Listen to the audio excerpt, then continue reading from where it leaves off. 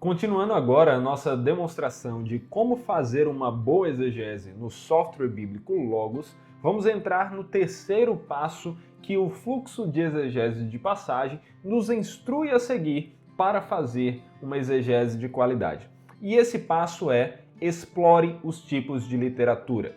Como ele mesmo está dizendo, existem vários estilos distintos de literatura chamados gêneros ou tipos literários que são usados no texto bíblico. Alguns desses são semelhantes aos gêneros literários hoje familiares, mas outros não são. E ele nos mostra então que o primeiro subpasso para alcançarmos isso é estabelecer o gênero da passagem. Determinar o gênero de uma passagem significa descobrir que tipo de literatura você está lendo. Por exemplo, você tomaria uma abordagem diferente ao ler um poema do que você faria para ler uma carta. Você teria diferentes expectativas e faria diferentes perguntas sobre o texto. E isso é realmente uma verdade. E aqui na ferramenta que o Logos nos mostra, nós já temos alguns dados a respeito do gênero dessa passagem. E o Logos vai nos mostrar que toda essa divisão maior, que do versículo 17 ao 18 do capítulo 20, que inclui a passagem que estamos estudando, que é o capítulo 20, mais dos versos 22 a 24, nós observamos que o gênero primário ele é uma narrativa, uma história, né? E o secundário é expositivo. E aqui ele justamente pergunta isso, é bom a gente ter essas informações anotadas, guardadas pra gente. Então a gente já digita aqui, como eu falei, né, no vídeo anterior, eu já fiz esse trabalho aqui, seguindo o fluxo de trabalho, e estou demonstrando para vocês como é que dá para fazer com ele, para a gente ser mais rápido, né, para a gente não ficar perdendo tempo da digitação ou coisas assim, mas dá para você fazer tudo isso aí tranquilo também. Então, no momento que eu inseri aqui esse comentário, esse texto, ele já criou uma nota aqui para mim e eu posso abrir em notas, como eu falei também nos vídeos anteriores. Então, olha só, ele pergunta aqui, né? Como ver a passagem à luz do seu gênero afeta a sua compreensão da passagem? Como eu falei, eu não creio que todas as perguntas que são feitas aqui precisem ser respondidas. Em alguns momentos, para mim, as respostas são tão diretas, tão simples, que não são necessárias. Outros, como é o caso da primeira pergunta, neste texto, eu acho que vale a pena. Então você vai fazendo aí, você não é obrigado a responder a todos esses passos, mas são instruções que vão lhe ajudar. E a seguir, ele diz aqui: examine tipos literários, né? Utilizando o conjunto de dados tipos literários, determine os tipos literários relevantes associados com a passagem. Como gênero, tipos literários indicam que tipo de texto que você está lendo. E aqui nós observamos que nós estamos diante de um tipo literário de narrativa, pronunciamento e também discurso. Né? Se você passa o mouse aqui nesses títulos, você vê mais informações sobre o que eles são. Contudo, aqui nesse caso fica bem claro, né? Não há dúvidas sobre o que é uma narrativa, o que é um discurso. Mas vamos anotar aqui para lembrarmos na hora de juntar todas as informações obtidas no nosso estudo. E aí, a seguir, ele diz aqui pra gente: examine os comandos e suas funções. Usando o conjunto de dados comandos na Bíblia, que é um conjunto de dados que o Logos oferece, examine os comandos encontrados dentro da passagem e sua função. Contudo, nesta passagem em específico, nós não observamos comandos diretos. Então, não é o foco dela. Por isso que quando ele perguntou aqui quais são suas observações sobre os comandos na passagem, eu quis destacar que essa passagem não está focada em apresentar comandos explícitos, porém, uma descrição de eventos. Depois ele diz aqui, né? Examine a linguagem figurada. A Bíblia está cheia de linguagem figurada, com toda certeza. Tanto metáforas como símiles, expressões idiomáticas, eufemismos e muitas outras figuras de linguagem são usadas regularmente.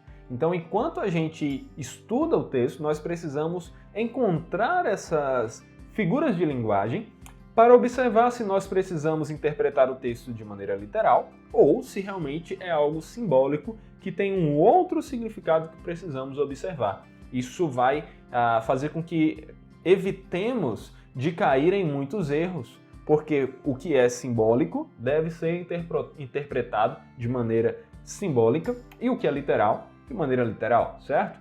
Então aqui nós já vemos alguns tipos de figuras de linguagem que ele destaca para nós sobre essa passagem. Então ele diz aqui, ser testemunha como provar aquilo que é verdadeiro, corrida como vida, né? Corrida como significando vida, evangelho como mensagem que Jesus é o Cristo, ligaduras, né, algemas como Espírito Santo e alguns outros exemplos. Então quando ele perguntou aqui para mim, que expressões figuradas você consegue identificar em sua passagem? Como, entendendo essas declarações como figurativas, influenciam como você interpreta a sua passagem? Eu resumi algumas coisas que me vieram à mente à medida que eu estava estudando. Então, esse é um texto com pouca linguagem figurada, ele é uma narrativa, acaba tendo menos do que, por exemplo, num texto poético, num texto apocalíptico, ou algo assim, ou profético. E algumas que nós encontramos aqui são a imagem do constrangido pelo Espírito, né? É uma expressão aqui logo do início do texto, e agora constrangido em meu espírito. Essa é uma expressão que traz a ideia de que Paulo estava algemado pelo Espírito, né? A ideia de que ele estava, a sua vontade estava cativa do Espírito, ele estava sendo guiado por ele, como nós veremos ao longo do estudo. E as tribulações das quais o texto fala, elas não são simplesmente emocionais, mas elas são físicas também. Como sabemos pelo contexto, né, pouco depois de chegar a Jerusalém, Paulo foi atacado. Então essas tribulações, elas realmente eram literais. E a carreira, a imagem aqui que Paulo usa, que a Ara traduz como carreira, na verdade pode ser também traduzido como corrida, e é justamente a imagem de um corredor, né? De alguém, de um atleta. Então é o símbolo da corrida como expressão para se referir à vida e ao ministério de Paulo. Essas são algumas imagens que se destacaram na minha leitura do texto. E à medida que você estiver fazendo a leitura do seu texto, estudando o seu texto, você precisa realmente identificar isso e fazer suas observações para que no final você possa chegar a mais conclusões a respeito delas, né? Sistematizando todas as notas que você foi encontrando ao longo do estudo. Já saímos aqui, portanto, do terceiro passo e vamos para o quarto, que é identifique as pessoas e outros seres. A maioria das passagens inclui referências a pessoas e outros seres vivos, principalmente narrativas, e aqui nós queremos identificar quais são as entidades vivas mencionadas na passagem e explorar os papéis de cada um deles. Então ele mesmo vai definir aqui, né, o que é que ele quer dizer com entidade viva, que é qualquer ser inteligente na passagem. Podem ser seres humanos, seres sobrenaturais, como Deus ou anjos, e em raras ocasiões até mesmo animais são retratados como inteligência e capacidade de falar, não é verdade? Então, aqui ele vai nos apresentar esses dados e aí vamos seguir. Primeira coisa, então, identificar as pessoas, né? Revise a sua passagem e observe referências a pessoas. Aqui ele já nos mostra quais pessoas ele encontra de maneira mais direta na passagem. Então nós encontramos aqui referências a Paulo, ao Espírito Santo, a Deus Pai e a Jesus, mas também eu adicionei aqui que existe a presença dos anciãos de Éfeso, que são com quem Paulo está se comunicando aqui nessa passagem.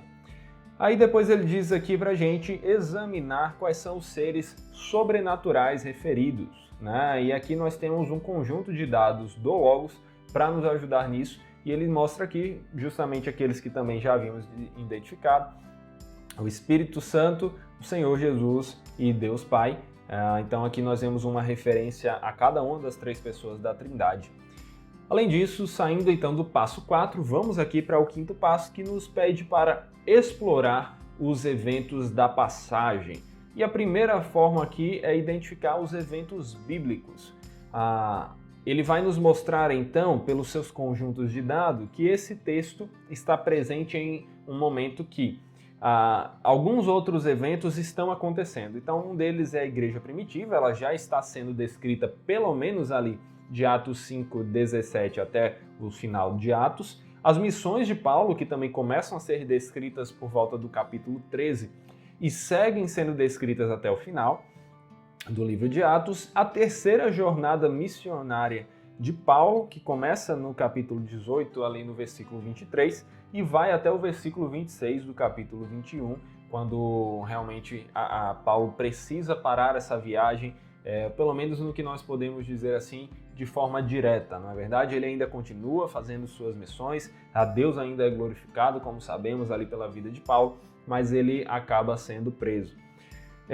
Paulo em Mileto também, ele está em Mileto agora neste momento, e ele se encontra com os anciãos de Éfeso em Mileto. Então, olha só aqui que interessante. Essa passagem descreve os acontecimentos da terceira viagem missionária de Paulo e mostra Paulo se despedindo dos anciãos de Éfeso e lhes dizendo que vai para Jerusalém para dar testemunho do evangelho da graça de Deus, mesmo com perigos lhe esperando. E ele pergunta aqui, há menções de outros eventos da história bíblica? Se sim, como o conhecimento desses eventos afeta a sua compreensão da passagem? O que eu quis colocar aqui, para me lembrar, é que aqui esse texto prediz a prisão de Paulo, que acontece logo depois, como é narrado no texto bíblico. Além disso, aqui ele pede para nós identificarmos os lugares da Bíblia. E uma ferramenta que eu gosto bastante de usar para isso é a ferramenta Navegador. Nela, nós já encontramos os locais da Bíblia que estão relacionados à nossa passagem. Então, Jerusalém e também cidades visitadas por Paulo. Por isso, nós podemos colocar aqui, por isso e também pelo nosso estudo, que esse texto tem referências a Éfeso, já que Paulo está falando com os anciãos de Éfeso, mas também a Mileto e Jerusalém. Além disso, ele fala para identificarmos as coisas e objetos. E temos aqui pelo menos uma referência a um objeto que são as correntes, quando Paulo fala que está como preso ao Espírito, e também quando fala que esperam por ele cadeias, cadeias ali como algemas, como correntes que prendem as pessoas. Então essas são algumas referências. E aí, pessoal, a gente já vai entrar agora no passo 6, que é identificar e pesquisar as palavras importantes. E neste momento aqui, eu gosto de usar o guia exegético.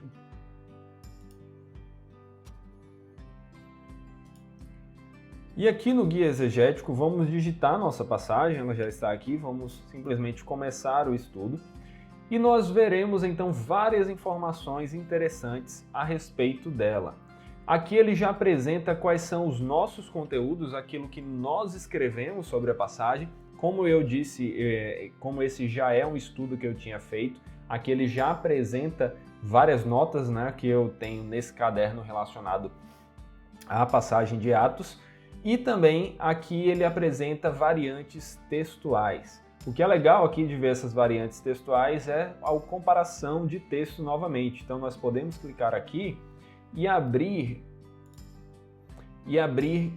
o texto na língua original e ver quais as diferenças entre eles. E uma coisa que eu percebi enquanto eu estudava esses textos foi que no versículo 24, com relação à tradução do verbo poieuomai, a ACF usou o significado mais comum, que é fazer para traduzir, junto a logo, como mais de nada faço questão. Já a RC omitiu sua tradução, traduzindo apenas o verbo eco, que faz parte do texto receptus, como tenho. Mas nós que optamos aqui pelo texto crítico, preferimos seguir a área e traduzir poieuomai como considero, pois além de ser um de seus possíveis e mais apropriados significados, quando acompanhado de dois acusativos, que é o caso aqui do ten psiken, ele se encaixa melhor com a tradução sugerida para logo. Então essa foi uma observação que eu fiz e que você pode fazer aí enquanto estiver comparando os textos da sua passagem. E aqui ele tem algo que é muito bom, que é a parte de palavra por palavra. O que é essa parte? Basicamente, você encontrará todas as palavras do texto na língua original e como eles foram traduzidos, né, como essas palavras foram traduzidas, também como elas estão conjugadas, como é que está a sua morfologia, também os léxicos que temos com os seus significados dessas palavras, e aqui nós podemos fazer algumas notas. Aqui na palavra constrangido, né, que é do lema del, significa prender, eu fiz uma observação que o verbo dedemenos foi traduzido pela ACF e ARC como ligado, mas nós preferimos traduzi-lo como constrangido, pois apesar de ligado ser uma tradução adequada e até mais literal, entendemos que constrangido expressa melhor a ideia que o verbo transmite aqui nessa frase. Isto é, é como se Paulo estivesse dizendo que estava algemado ao Espírito, de maneira que para onde o Espírito fosse, ele seria levado a ir também. Ele estava de tal forma preso ao Espírito que estava sendo constrangido por ele a fazer a sua vontade. Então essa foi uma observação que eu fiz. E na palavra Espírito aqui também, no versículo 22, eu coloquei que enquanto as outras traduções entenderam que não se trata do Espírito Santo e traduziram pneumati como Espírito com letra minúscula, nós optamos por traduzir com letra maiúscula por entender se tratar do Espírito Santo, conforme nós podemos ver no verso seguinte, aqui no versículo 23, que traduz como Espírito Santo, assim como outras versões, né, outras traduções também o fazem. E aí você pode ir olhando o texto e fazendo observações em outras palavras que você achar relevante. Além de toda essa questão aqui do palavra por palavra, deixa eu minimizar então essas que nós já vimos, vamos minimizá-las aqui. Nós temos também outros dados, como construções gramaticais, que vão apresentar coisas interessantes, o palavras importantes, que vai destacar para a gente palavras que são mais comentadas, que se destacam pelo tanto de comentários que tem a respeito delas, também lemas em passagem e passagens importantes, que é algo bem interessante e que também vai estar presente aqui no exegese de passagem, no fluxo de exegese de passagem, ele vai recomendar para a gente. Além disso, nós temos aqui os comentários, gramáticas e outras questões ligadas até mesmo à visualização, né, como o texto pode ser dividido e destrinchado ali. Mas vamos voltar aqui, isso aqui é o importante que você passeie por essas abas do guia exegético e veja tudo que pode lhe ajudar a ter mais profundidade no texto, de acordo com o nível de profundidade que você quer ir, né? É claro que nem sempre precisamos fazer uma exegese tão grande assim, mas às vezes nós queremos nos aprofundar até o último nível e o Logos permite isso também. E tendo concluído a análise das informações que o guia exegético nos apresenta, podemos voltar então aqui para o fluxo de trabalho de exegese de passagem, já tendo estudado a respeito dessas palavras importantes que nós vimos serem destacadas tanto aqui quanto lá, mas também outras que fomos percebendo à medida que estudamos ali o palavra por palavra, né? Aquela seção, aquela aba do guia exegético.